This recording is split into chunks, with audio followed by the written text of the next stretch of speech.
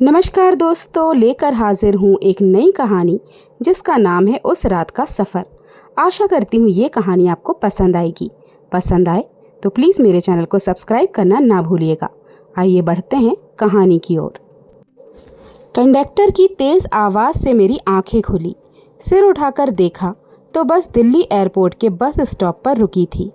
जेब से मोबाइल निकालकर टाइम देखा, रात के 1 बज चुके थे। अब गुड़गांव दूर नहीं, मैंने खुद से कहा और ध्यान एयरपोर्ट पर उतरने वाले सवारों पर लगा दिया। यह देख मेरे दिमाग को तेज झटका लगा कि मेरे साथ सफ़र कर रहे 7 लोग उसी बस स्टॉप पर उतर गए। मुझे लगा कि अभी कोई और यात्री बस में आ बैठेगा, लेकिन इस बीच बस चल चुकी थी। अब मैं थी, कंडक्टर था और बस का ड्राइवर। हे भगवान, मैं तो अकेली रह गई। कुछ हो गया तो? तभी नज़र कंडक्टर की ओर उठी, जो ड्राइवर के नज़दीक जाकर बैठ गया और उससे धीमी आवाज़ में कुछ बातें करने लगा। दिल्ली की सुनसान सड़क पर दौड़ती बस मुझे दिल्ली के उस कांड की याद दिलाने लगी जिसके खौफ से आज तक कोई लड़की नहीं निकल पाई। दिमाग में अनेक किस्से फन उठाकर नाचने लगे। पागल हूँ मैं जो रात की बस ले ली। पहले पूछना चाहिए था कि गुड़गांव के और सवार बस में हैं कि नहीं। दोनों पता नहीं क्या बात कर रहे होंगे। कुछ हो गया तो मेरी तो ज़िंदगी बर्बाद हो जाएगी। पति को फ़ोन करके बता देती हूँ कि बस में अकेली हूँ। मैंने हड़बड़ाहट से मोबाइल उठाया, लेकिन कांपते हाथ और घबराया दिमाग फ़ोन का पासवर्ड ही भूल गया। टांगें बुरी तरह कांप रही थी। मैंने नज़रें उठाकर ड्राइवर सीट की ओर देखा। कंडक्टर की निगाह मुझ पर ही थी। धीमी रोशनी में भी उसकी आंखों में वहशत नजर आई। अचानक वह उठा और मेरी ओर बढ़ने लगा। सीट नंबर 24 उससे थी ही कितनी दूर। रुक जा, मेरे पास मत आना, मुझे मत छूना, मेरे पास मत आना, मैं चीख रही थी, पर आवाज़ मेरे अंदर ही घुट रही थी।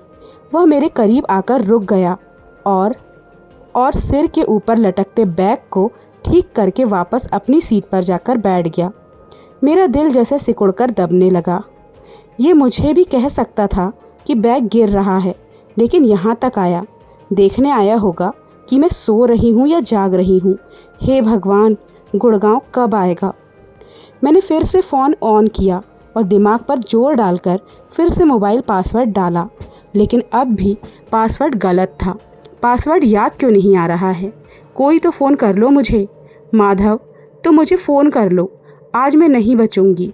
ढूंढते रहना कहाँ गई मालती। सो क्यों गए हो तुम? उठ जाओ माधव।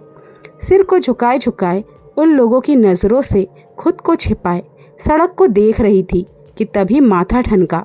बस हाईवे से मुड़कर अपना रुख बदल चुकी थी। मेरी बौखलाहट बढ़ती जा रही थी। मैंने उचक्कर उन दोनों की ओर देखा जो आपस में कुछ बातें करते हुए हंस रहे थे। ये बस कहाँ मोड़ ली? कहाँ ले जा रहे हैं मुझे? किसे बुलाऊं, किसे पुकारूं? मैं अंदर ही अंदर रो रही थी, लेकिन मैं कुछ बोल नहीं पा रही थी। तभी नज़र बाहर की ओर गई। सबको जाना पहचाना लगने लगा। ये तो गुड़गांव है, ये तो गुड़गांव है। हम गुड़गांव पहुंच गए। मन कुछ शांत हुआ, किंतु डर कम नहीं हुआ, क्योंकि अभी भी मैं बस में उन दोनों के साथ अकेली थी। सड़कें सुनसान और रात गहरी। अपने मन को हिम्मत देती मैं हालात से निपटने के लिए खुद को तैयार ही कर रही थी कि तभी बस तेज झटके से रुक गई। बस स्टैंड आ चुका था। मैंने जल्दी से सामान उठाया और नीचे उतर गई, लेकिन वहाँ नशे में धुत कुछ आदमी और एक ऑटो के अलावा कुछ नज़र नहीं आया। डर फिर से मेरे सर पर बैठ गया। फ़ोन चल नहीं रहा था। टैक्सी कैसे बुक करूं? मैं परेशानी में थी कि तभी एक आवाज़ कानों में आई। कहाँ जाना है बहन तुम्हें? पलट कर देखा तो पीछे ड्राइवर और कंडक्टर खड़े थे। मैं कुछ कहती उससे पहले ही कंडक्टर ने कहा, बताओ बहन, कहाँ जाना है? ये ऑटो छोड़ आएगा। उसके मुंह से बहन शब्द सुनते ही मेरे मन का सारा डर बाहर निकल गया। उसकी आंखों को देखा तो वहशत नहीं, मेरे लिए एक फ़िक्र नज़र आई। मन हुआ कि कह दूं, भाई मुझे माफ़ करना, मैंने तुझे भी हैवान समझ लिया था। लेकिन खुद पर शर्मिंदा होती मैं अपने मोहल्ले का नाम ही बोल पाई। मोहल्ले का नाम सुनते ही बस ड्राइवर ने वहाँ खड़े ऑटो वाले को कड़क आवाज़ में कहा, संभाल कर छोड़ आइयो बहन को और घर के सामने ही उतारना। मैं भरी आंखों से उन दोनों को देखती रह गई। अपना सामान ऑटो में रख मैं अंदर बैठ गई। मेरी ज़ुबान तालू से चिपक गई थी जैसे, क्योंकि धन्यवाद भी मेरे मुंह से निकल ना सका। सड़क अब भी सुनसान थी और मैं ऑटो में अकेली, लेकिन अब डर नहीं था क्योंकि मैंने जान लिया था कि दुनिया में हर आदमी महज दोपाया मर्द नहीं है।